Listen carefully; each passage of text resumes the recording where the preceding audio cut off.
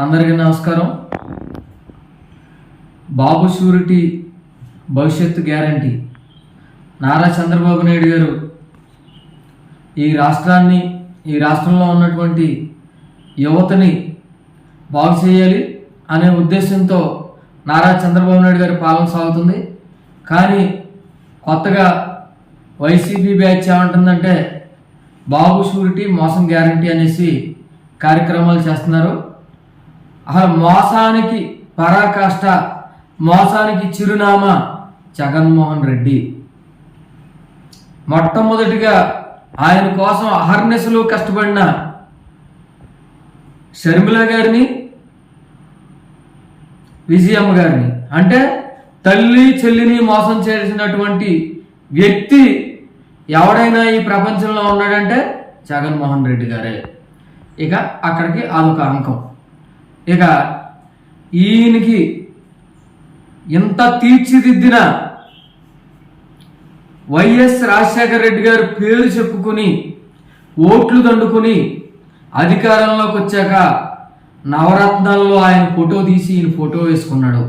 అది మోసం కాదా అని అడుగుతున్నా. ఇక అది కూడా అయిపోయింది. ఇక ఓట్లేసిన ప్రజల విషయానికి వద్దాం.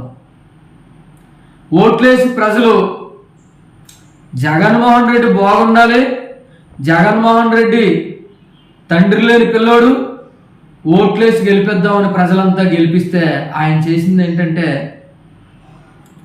ఎవరైతే అవ్వాతాతలు ముసలాళ్ళు ఉన్నారో వృద్ధులకి 3,000 పెన్షన్ పెంచుతాయని చెప్పి మొట్టమొదట మోసం చేసింది వృద్ధుల్ని.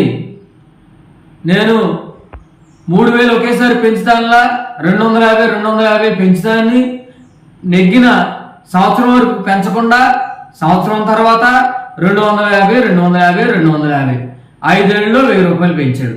కానీ చంద్రబాబు నాయుడు గారు ఎక్కక ముందే చెప్పారు, నేను ఏప్రిల్లో ప్రకటిస్తున్నా 4,000 రూపాయలు పెన్షన్ ఇస్తా. 4,000 రూపాయలు అంటే ఏప్రిల్, మే, జూన్ కలిపి ఆయన అధికారంలో ప్రమాణ స్వీకారం అయిన వెంటనే 7,000 రూపాయలు పెన్షన్ అవ్వటం మోసమా అని అడుగుతున్నా జగన్మోహన్ రెడ్డి గారిని. ఇంకేంటి మోసం? తల్లిని చెల్లిని ఏమన్నా ఆయన మోసం చేశాడా, లేదా ఆయన మోసం చేయమని చెప్పాడా? అలాగే అంచెలంచెలుగా మద్యపాన నిషేధం చేస్తానని మద్యపాన నిషేధం చెయ్యకపోగా ఆయనే మద్యాన్ని అమ్మేసుకుని కల్తీ మద్యం ఒకటి తెచ్చి ప్రజల ప్రాణాలతో చెలగాటాలు ఆడి ప్రజల ఆరోగ్యాలను నాశనం చేయడం మోసం కాదా అని అడుగుతున్నా. 5 ఏళ్ళు అంచెలంచెలుగా మద్యపాన నిషేధం చేస్తానని ఎందుకు చేయలేదు? అది మోసం కాదా అని అడుగుతున్నా. అలాగే డిఎస్సి, మెగా డిఎస్సి ఇస్తాను, టీచర్ ఉద్యోగాలు ఇస్తానని చెప్పి డిఎస్సి ద్వారా చేస్తానని చెప్పి డిఎస్సి చేయకుండా, డిఎస్సి పెట్టకుండా, డిఎస్సినే అంతంలో తొక్కేసి ఆఖరి సంవత్సరంలో ఇంకొక 2 నెలలు ఉందనగా డిఎస్సి నోటిఫికేషన్ ఇవ్వటం మోసం కాదా అని అడుగుతున్నా. అదే చంద్రబాబు నాయుడు గారు నెగ్గిన వెంటనే ఎవరైతే బీఈడీ చేస్తున్నారో వారందరి కోసం 16,375 పోస్టులు నోటిఫికేషన్ ఇచ్చి డిఎస్సి వ్రాత పరీక్ష నిర్వహించి ఉద్యోగాలకి సిద్ధంగా ఉండటం మోసమా అని అడుగుతున్నా. నువ్వు డిఎస్సి ఇవ్వకుండా విద్యార్థులను మోసం చేయటమా? చంద్రబాబు నాయుడు గారు 16,375 ఉద్యోగాలకు నోటిఫికేషన్ ఇచ్చి వ్రాత పరీక్షలు నిర్వహించడం మోసం అని అడుగుతున్నా. ఇక ఇది కూడా పక్కన పెట్టేద్దాం. ఇక నా ఇల్లు అమరావతిలోనే ఉన్నది,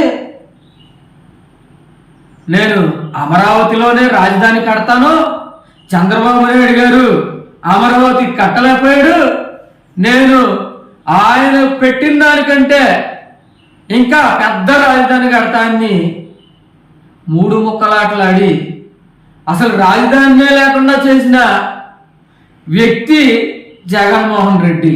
అంటే అది మోసం కాదా? వైసీపీ నాయకులారా, కార్యకర్తలారా, మీరు మోసాలు మోసాలు మోసాలు అంటున్నారు. మీ నాయకుడు జీవితం మొత్తం మోసమే. ఒక్కసారి తెలుసుకోండి. ఇంకా చెప్పాలంటే మేము చాలా చాలా చాలా ఉన్నాయి. తల్లిని చెల్లిని గెంటేయటం మోసం కాదా అని అడుగుతున్నా. సాక్షి పేపర్లో తండ్రి ఫోటో తీసేయటం మోసం కాదా అని అడుగుతున్నా. నవరత్నాల్లో గెలిచే వరకు రాజశేఖర రెడ్డి గారు బొమ్మ ఉంచి గెలిచిన తర్వాత రాజశేఖర రెడ్డి గారు బొమ్మ తీసేయటం మోసం కాదా అని అడుగుతున్నా. నాకు 25కు 25 ఏమండి ఎంపీ సీట్లు, నేను ఈ రాష్ట్రానికి ప్రత్యేక హోదా తెస్తాను, వాళ్ళ మెడలోంచేస్తా, వాళ్ళ కాళ్ళలోంచేస్తా అని వాళ్ళ దగ్గరికి వెళ్ళి మోకరిల్లినటువంటి వ్యక్తి జగన్మోహన్ రెడ్డి కాదా అని అడుగుతున్నా. ఇది రాష్ట్ర ప్రజలను మోసం చేయడం కాదా అని అడుగుతున్నా. ఇంకా ఇంకా చాలానే ఉన్నాయి.